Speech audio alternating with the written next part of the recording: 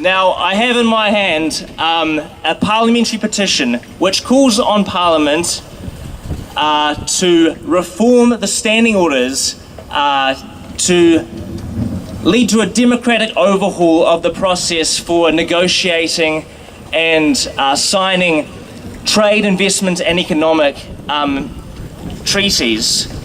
This will be presented now to Golriz. Yes? In a couple of short weeks, we've managed to get over 5,000 signatures. So, in my experience as the It's Our Future spokesperson, people are steadily realising that they can't trust the governing parties. The Green Party has stood to their principles. I'm sure you all saw Golriz's fantastic speech last week. And I hand this over to you now, Golriz, and help make it happen.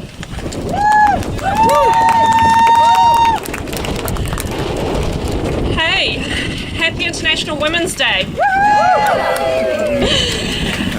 It is such a pleasure and an honour actually to take this from you, this piece of people power. Imagine if we had more than 2 weeks with that text, right? Yeah. So why do we only have 2 weeks? Why have these negotiations been done under such a shroud of secrecy over the years? This is an agreement that emanates from a time when this kind of elitism was seen as the only way we could actually kind of conduct economics in the world.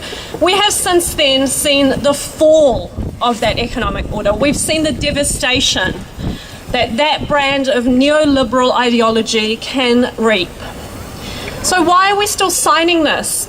It has been devastating to watch as the coalition parties have done such a complete turnaround, have used what's essentially been spin to justify their turnaround on essentially the exact same agreement. All of our democracy concerns, whether it's because of the ISDS clauses that allows an elite group of foreign investors to sue our government, this one and future governments, for adopting law change that benefits us, but not them.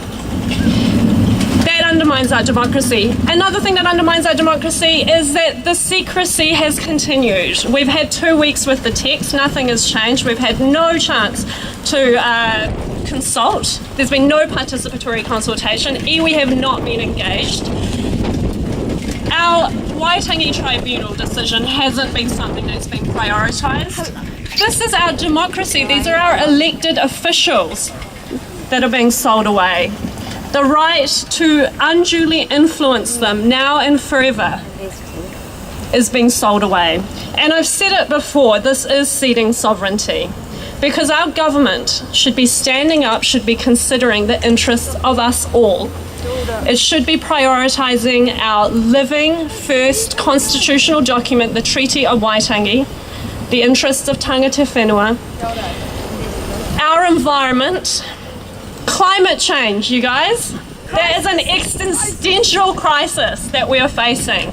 We are a little nation, but we do have that responsibility, and that's actually what people voted for. We voted for climate change to be the nuclear-free moment of our generation. And something that I've devoted my life to, human rights. We have rights here. We have social and economic rights. We have civil and political rights. And none of those can be realised if the profits of a few are being prioritised. Why do we have record child poverty? Why are we second only to the United States now when it comes to growing inequality? We want to change that. That's going to have to mean our government and future governments are free to adopt truly progressive policies even on trade. The United States controls New Zealand. We want to change things so trade has to be done democratically. It has to be negotiated transparently. And it has to be done to benefit us all. We are a small nation. We do need trade. We need fair trade. We need trade that prioritises our rights and our environment. That's not what we're getting. And that's what's heartbreaking. But we will stand strong, and we will note that this happened, and will fight to make sure that this is the very last of the neoliberal agenda that this government can adopt.